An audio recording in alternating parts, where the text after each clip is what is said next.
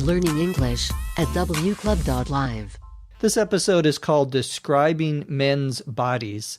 It's a dialogue between Justin and Katrina talking about the way that men and women look at their bodies.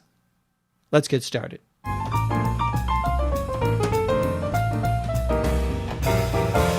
What are you ogling at? I'm watching those guys working across the street. Those construction workers? Yeah, those prime examples of manhood. There's not a flabby gut in the bunch. I'm pretty sure they wouldn't appreciate you watching them as though they were pieces of meat. Hasn't anyone ever told you not to objectify the opposite sex? What? I'm not objectifying anybody. I'm just admiring their six-packs and guns. Look at those long, lean bodies. Stop it. It's demeaning. And on behalf of all men out there, I'm really offended. It's disgusting. Is it disgusting to have a picture of Megan Fox on the wall in your office? That's different. How? It's her personality I admire. You could have fooled me.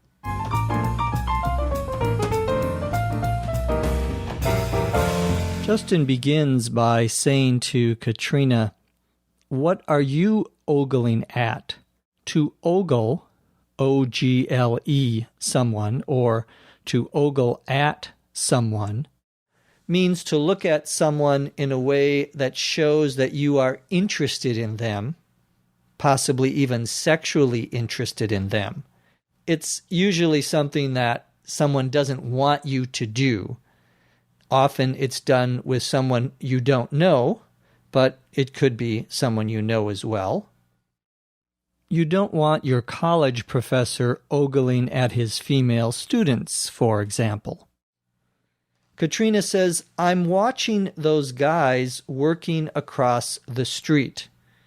So Katrina is looking at some men, presumably attractive men, who are working across the street from where she is. Justin says, "Those construction workers?" A construction worker is a person whose job it is to help build new buildings or roads or bridges, someone who works outdoors, someone who does physical labor, physical work, building or constructing something. To construct means to build. So we have construction workers. Katrina says, yeah, those are prime examples of manhood. Something that is prime is something that is the best. So a prime example would be a perfect or very good example of something. During the 1980s, I was a prime example of what my father used to call a professional student. That's sort of a joking term. Someone who's a professional student is someone who stays in school, usually college, for a very long time. I was in school for almost 8 years, finishing my bachelor's degree, which is normally finished in 4. I'm not too smart, you see. So I became a professional student. It's a long story. I'll tell you some other time. Getting back to our dialogue, Katrina says, those men, those construction workers, are prime examples of manhood. Manhood is the characteristics of a man, usually someone who is strong, someone who's responsible. Manhood can refer also to the physical attractiveness, perhaps, of a man. Katrina seems more interested in the physical features or physical aspects of these men. She says there's not a flabby, F-L-A-B-B-Y, gut, G-U-T, in the bunch. To be flabby means to have too much fat. If your arms are flabby, they have a lot of fat on them, and if you move them quickly, you may see the fat move. That's to be flabby. A gut is another word for your stomach, the middle part of your body and front of your body, or rather in the front part of your body. Your stomach, what we would sometimes call your tummy, this is the gut. This is the middle part of your body. The word gut has a couple of different meanings in English. Take a look at the learning guide for some additional explanations.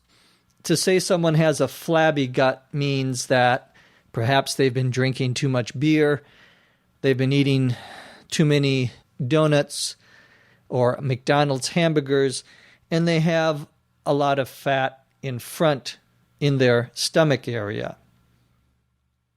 A bunch means a group of people or a group of things. So Katrina says there's not a flabby gut in the bunch. She means that none of the men have a flabby gut, meaning they're in good physical condition. Justin says, I'm pretty sure that they wouldn't appreciate you watching them as though they were pieces of meat. Justin is saying that these men, if they knew that Katrina was looking at them just for their physical aspect, just for their physical appearance, would not appreciate it. They would not want that to happen. That's what Justin says. Pieces of meat is an expression here to mean only for the physical aspect, only for the physical beauty of someone. It's a negative way of describing this. We don't want to look at people as though they were pieces of meat. They're human beings with personalities and minds and so forth. But Justin is saying that that's the way Katrina is looking at these men. Justin says, hasn't anyone ever told you not to objectify the opposite sex? To objectify, objectify, means to treat a person, a human being, as though they were an object, as though they were just a physical thing, and not referring or not being concerned about their personality, who they were inside, and so forth. Now, there's a little bit of a switch, a little bit of a reversal happening here. Things are a little backwards than they would normally be. Normally, we think about men objectifying women, looking at women just for their physical beauty. Here, we have Katrina looking at the men and objectifying them, making them as though they were just physical objects. The opposite sex would be whatever you're not. So if you're a man, the opposite sex would be a woman. If you're a woman, the opposite sex would be a man. So Justin says, hasn't anyone ever told you not to objectify the opposite sex, not to do that? Katrina says, what? I'm not objectifying anybody. I'm just admiring their six-packs and guns. Look at those long, lean bodies. Katrina uses a couple of different informal expressions in describing a man's body. The first one is a six-pack. A six-pack normally refers to a way of buying beer where you buy 6 cans of beer and they're held together by a plastic strap. This is called a six-pack. But here, the word or expression six-pack refers to the abdominal muscles of a man who is very healthy, very athletic, very strong. Abdominal refers once again to the stomach area. And if you have a very strong man who exercises his abdominal muscles, you can see the 6 muscles under the skin, which is considered to be very healthy, very athletic looking. So a man's six-pack would be his abdominal muscles that were in good shape, good condition. Even though we normally use the word six-pack to refer to beer. If you drink a lot of six-packs, you probably won't have a six-pack. That is, if you drink a lot of beer, you won't have those abdominal muscles showing. Guns here means the biceps, which are the large muscles in your upper arm. They're between your elbow and your shoulder. And if you take your arm and you put it at a 90-degree angle, at a right angle, and you stress your muscles, you will see your biceps. And of course, for a man to have big biceps is to be considered usually more attractive. Arnold Schwarzenegger, our governor, has big biceps, although I'm not sure he's attractive. Lean means with very little fat. Someone who doesn't have a lot of fat on their body is lean. We also talk about pieces of meat, such as beef, being lean, not having a lot of fat on them. So Katrina says that she's admiring the men's six-packs and guns. Guns has a couple of different meanings, however. Take a look at the learning guide for some additional explanations. Guns is also a pretty informal expression. It would probably be used more as a joke than anything else. Katrina says, look at those long, lean bodies. Justin says, stop it. It's demeaning. And on behalf of all men out there, I'm really offended. It's disgusting. Something that is demeaning is something that is embarrassing or shameful, something that is showing less respect to the other person than they should. To be demeaning to someone means not to treat them with respect. Justin says it's demeaning to look at men that way, and on behalf of all men out there, I'm really offended.